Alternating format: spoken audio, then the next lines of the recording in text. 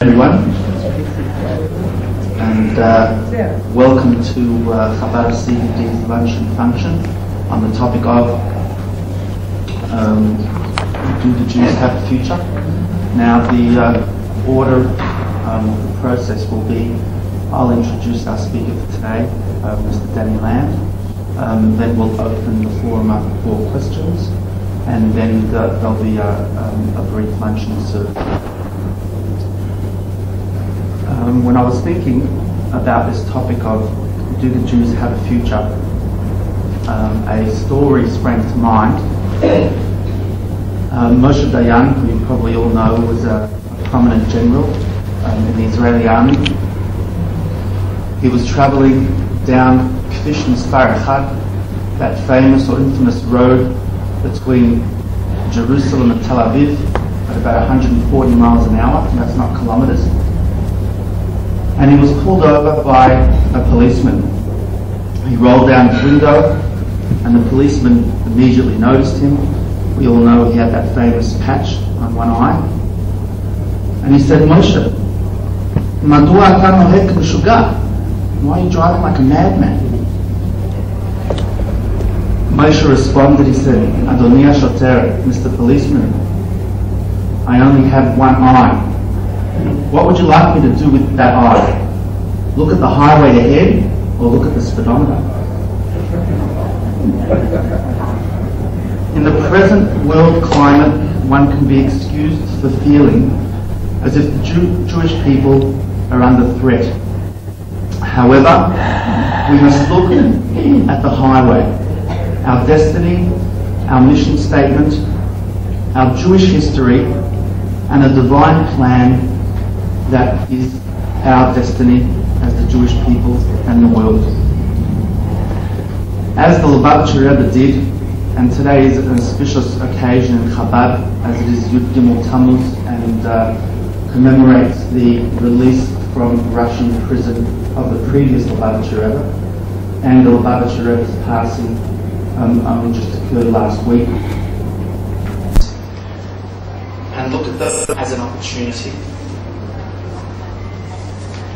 In Gemara Menachot, Daf page 29b, there is a passage said about Rabbi Akiva, and it says, "Al kol kotz v'kotz hayad doresh tilei tilim shel halacha." That on every note, on every curved letter of the Torah, he would expound mounds and mounds of Jewish law. Now, Rav Yoshe Ber Soloveitchik, a very prominent Jewish scholar, Zecher Tzadik L'Bracha, he expounded that the word kotz, which literally means thorn, refers to or can be interpreted as for every single thorn, every single shtech, every single crisis, every single bad happening that has happened to the Jews. What Rabbi Akiva did, he expounded on that. And on every crisis, he saw that as an opportunity to expound and to further the Jewish people. And therefore, the message that I take in the current climate is that we should never lose sight of the unwavering faith and the infinite value and power of every single individual. And the key is to be positive and to use these events to further our Jewish destiny despite our travails, and take pride in our Jewishness and furthering in our practice of our Jewish faith. I'd like to present Danny Lamm, the current president of the State Zionist Council of Victoria, currently holding positions, numerous positions, only a few that I'll mention, to Senior Vice President of the Zionist Federation of Australia, Executive Members of the Jewish Community Council of Victoria, UIA, JNF, and the previous President of the Mizrahi Organisation. I present to you Danny Lamm. Thank you. At the outset, I'd like to thank Susie Herzog for being kind enough to invite me to address this event. and for a couple of reasons. The one reason is because it's associated with Chabad, and while the background is Mizrahi and the background is anything but Chabad in terms of personal practice, I've drawn a lot of inspiration from the activity of Chabad, and spent many years of attending Shirim with Rav Groner Shlita, and it goes back to Talmud Torah after school at Yeshiva, going back to the 50s and 60s, and in fact there is much to be proud to be associated with Chabad. The second reason is this. While I attended Mount Scopus College and had my background in perhaps Zionist education in Bnei Akiva, one of the very nice things at the time was that Mount Scopus used to have its speech nights here at Melbourne Town Hall.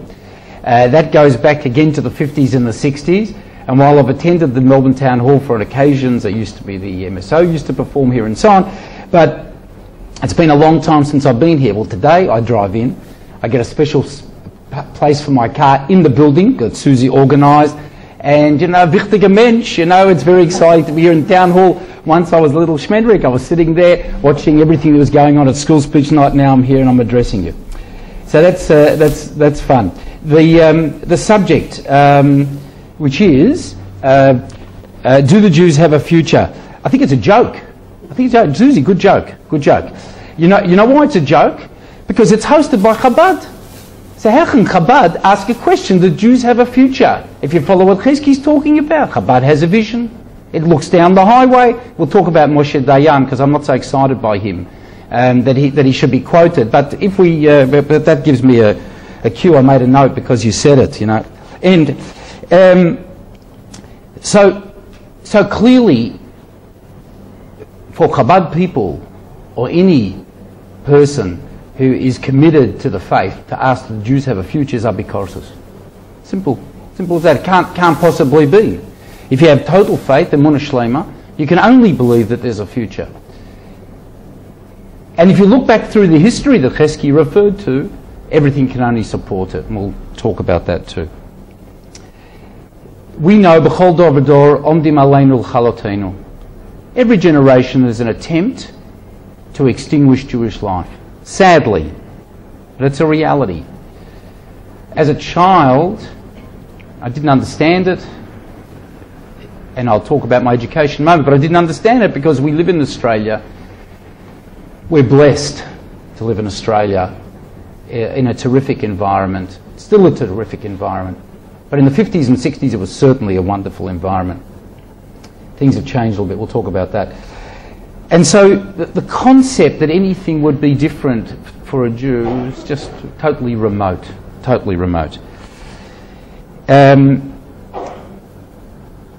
If we look at last week's parasha, and we're in the parasha now of the week of Pinchas, we see that Balak, the king, wanted to find a way to deal with the Israelis that were the Jews, the new nation, Am Yisrael that was passing by, and he called on Bilam to do something to curse them. And we know that Bilam was unable to, and he came out with Ma tovu alecha Yaakov mishkanot Yisrael.